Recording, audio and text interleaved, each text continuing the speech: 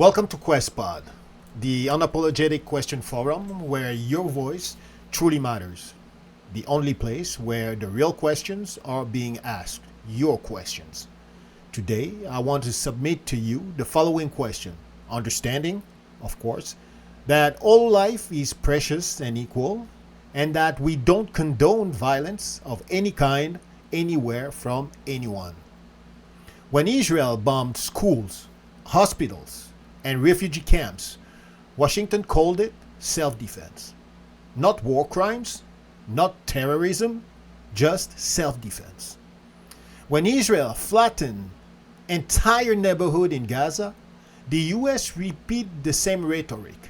Israel has the right to defend itself. Not once did they ask, defend itself from whom? From starving civilians? From newborn in incubators? When Israel cut off food, water, and electricity, the US officials told the world, we have no evidence of deliberate starvation. Yet, the evidence was on every screen, in every report, in every testimony from aid workers risking their lives in Gaza. When Israel killed journalists, doctors, and US staff, America said it would investigate, look into it. But nothing followed. No accountability. And since October 7, the lies have only deepened. Israel claimed babies were beheaded, a story debunked but repeated by Biden himself to justify unconditional support. Israel claimed Hamas uses hospitals as command centers, yet no proof ever matched the scale of destruction of Gaza's healthcare system. Israel claimed the bombing of Al-Hali Hospital was a Hamas misfire, even though independent analysis pointed otherwise. Each time the US covered, each time the narrative was adjusted, softened, or buried. And each time, accountability was denied and vanished. But Gaza is not the full story. For decades, Israel has struck across borders with US cover. Lebanon was invaded and bombed repeatedly, with entire refugee camps like Sabra and Shatila turned into graveyards while Washington blocked accountability. Syria was bombed dozens of times, often during fragile ceasefire talks. Each strike normalized as preventive defense.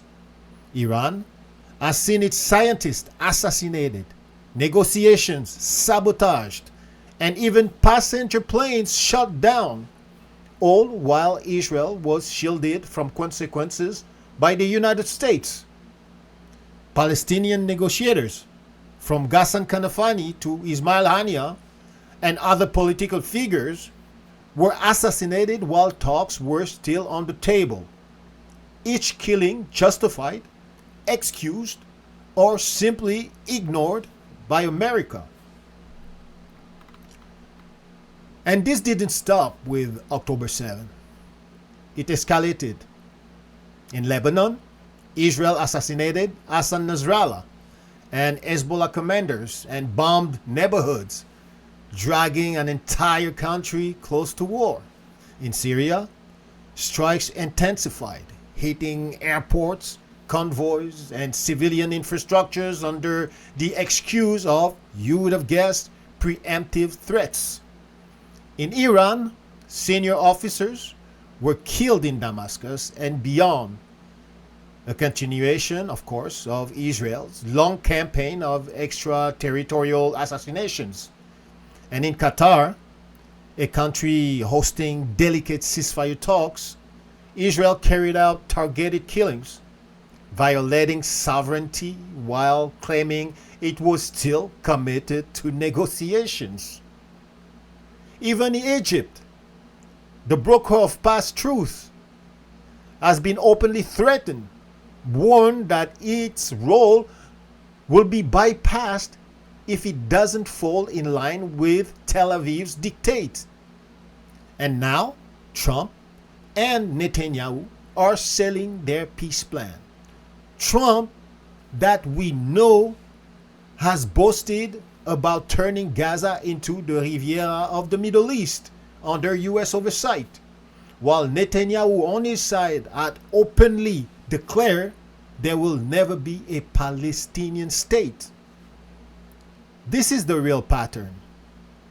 Israel escapes accountability, spreads war regionally, kills negotiators, undermines diplomacy, all under the blanket of US protection, and now presents a peace plan that, to me, looks more like a reward for the ongoing genocide on one side and a forced surrender of the legitimate struggle for a Palestinian state on the other side.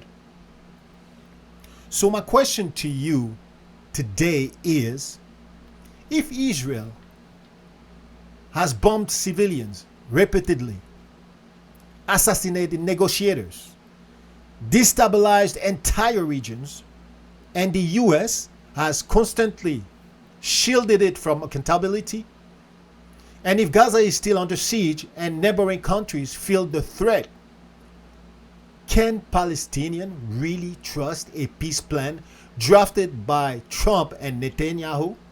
A plan that turns Gaza into a US-managed showcase while guaranteeing to Netanyahu that there will never be a Palestinian state.